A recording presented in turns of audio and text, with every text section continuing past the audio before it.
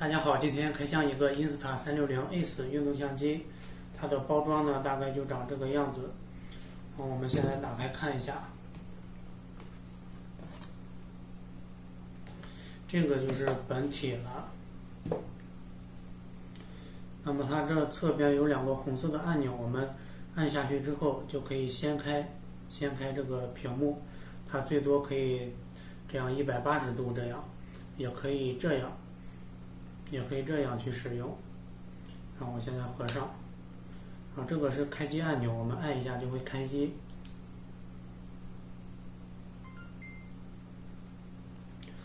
大概2-3秒就开机了，开机速度还是比较快的。然后呢，它支持4种分辨率：1080P、2.7K、4K 和6K。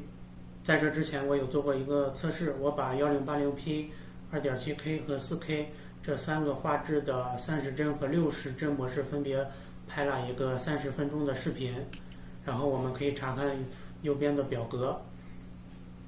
根据这个表格，我们可以得出一个结论：如果你是要拍摄1080P 画质的视频，那么64G 的内存卡应该就够用了。如果你是要拍摄2.7K 或者4K，我觉得至少也要准备一个128G 的内存卡才可以。然后我们再来看一下这个屏幕，这个屏幕的画质看起来非常的劣质，感觉就像是10几年前的那种相机的显示效果。那它的缺点呢，就是显示的不好。那它也有优点，优点就是这块屏幕省电，然后可以让你拍摄更长的时间。然后再来讲讲为什么我选择了 Ace 没有选择 Ace Pro。那么我们先可以看一下 Ace Pro 的优点，主要有2大优点。第一点是夜景拍摄的效果好，第二点是支持快充。那么如果你是经常需要拍摄夜景的话，还是推荐 Ace Pro。那么我是想要拍摄一些骑行的视频，也都是白天这样去拍摄，然后所以我选择 Ace 对我影响不大。然后我们再来说一下续航的问题。如果你觉得它没电了，它是支持边充边录的，然后你可以一边充电一边录像。如果你觉得这样比较麻烦的话，也可以再买一块电池，买一块副厂的电池，大概40块钱左右，这样你就有2块电池了。没有电了，直接换一块电池。那么这2个优点的话，我觉得对我来说影响不是特别大，也可以通过其他的方式来弥补。再加上这2个版本的差价有800多块，那 Ace 版本对我来说特别有性价比，所以我选择了 Ace。然后我们再来看一下标准版本附带的配件，主要有这3个。这个呢是一个底座，3爪底座，对我来说需求不是特别大，它是粘贴在一个物体的表面上，我没有这个需求，而且它是一次性的，就是你不可以重复利用。然后呢，还有一个磁吸的快拆底座，它呢可以装在这里，因为有磁性，你可以很好的对准。只要摁下这两边的这个按钮就可以插进去了，自动的插进去，因为它有磁性。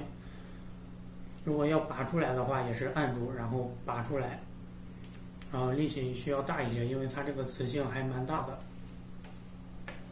然后呢，还有一个充电线，也是数据线。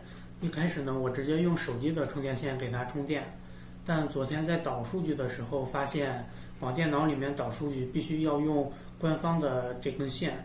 然后自己的手机的数据线是不支持的，手机的数据线本身上也是可以支持传输数据的，我不知道是不是影视官方增加了限制，必须要用官方的这条线。如果是这样的话，我觉得这样并不是很友好。然后呢，我自己也买了一个磁性的快拆底座，不是官方的，是一个副厂的，大概长这样，它的材质也很硬。只是这2边的按钮的话，要回弹的力度慢一些，小一些。也是装上去之后，固定的很牢固。然后呢，还有一个配件是这个挂脖支架，然后使用起来也非常简单，就这样可以挂在脖子上面。然后这个呢也是可以旋转，可以横屏拍摄或者竖屏拍摄，大概这样可以旋转。然后呢，它还有一个配件是一个背带，它可以固定在这2边，你运动非常剧烈的时候可以固定好这个运动相机。然后呢，包装里面还有这2个贴纸，可以自己贴到一些东西上面，影视的贴纸。那最后，如果你喜欢我的视频，可以帮我点个免费的赞和订阅。然后今后呢，我会更新更多有关骑行的视频。谢谢大家。